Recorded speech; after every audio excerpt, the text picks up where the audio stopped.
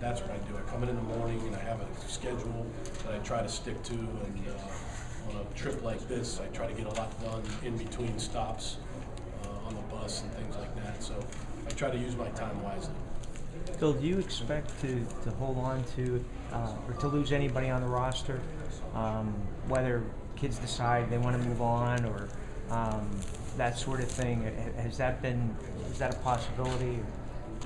I don't expect that right now. I really don't. I probably know better in about 10 days, 2 weeks, but right now I don't expect that. That's just not something I expect right now.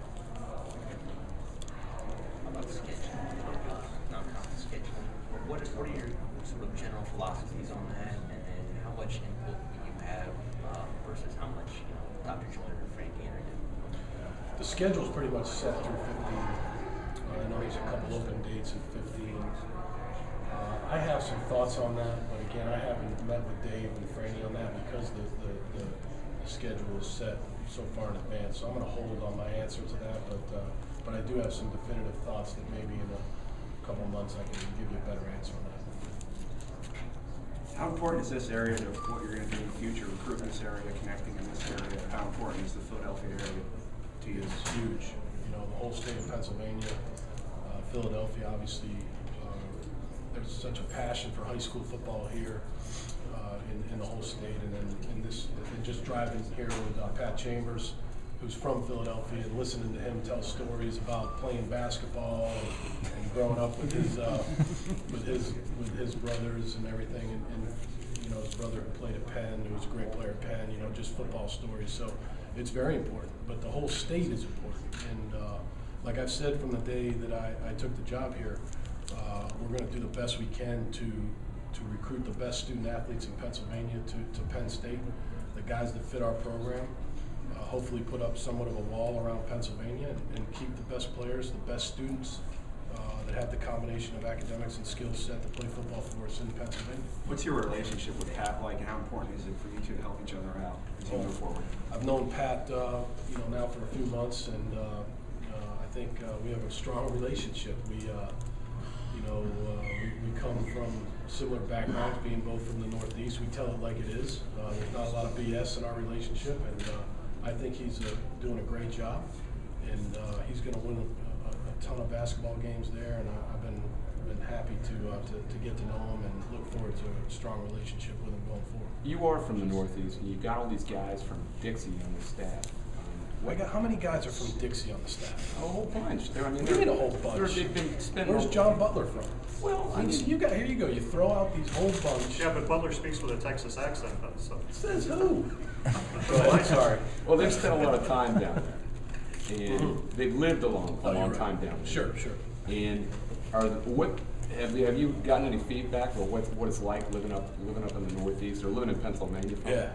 I tell you, again. It's different. Yeah, it is. And it's different even for me coming from 20 minutes west of Boston, where I lived. I'm near Foxborough, so it's a beautiful place. I just Mac. I was in the office yesterday doing some work, and Mac McWhorter came in. He grew up in Georgia and spent a lot of his time coaching down there, Alabama, Georgia Tech, and Texas. And he climbed Mount Nittany on Saturday, and just when you get to the top of Mount Nittany, which I haven't been able to do that yet, but eventually I will. He's just talking about the views and the people that he met along the way on the trail, and so these guys really love living here. They've been here for 3 or 4 months, and it's a great community. It's a calm community. It's named Happy Valley for a reason, and these guys seem to really love it. And most importantly, their chiefs of staffs, their wives really like it. So, if mom's happy, then everybody's happy. So that's the key. How do you feel you and your staff have gotten to know the area as far as direction, scope, knowing where to go? Yeah, Joe, that's another good one. I know how to get from the Lash building to where I live to the Penn State. I've been to the tavern, so I know how to get to the tavern. Yeah. I can get to the Paternal Library. I got an idea on it. No,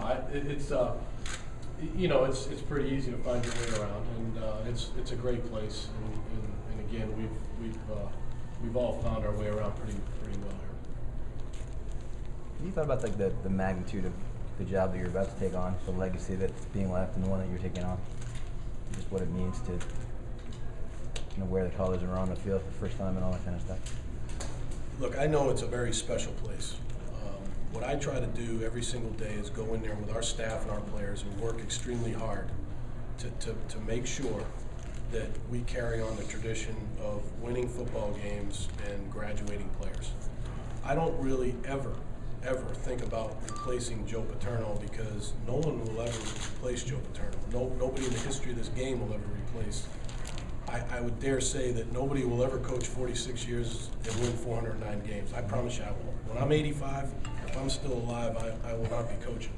So I give a ton of respect and credit to him for what he did.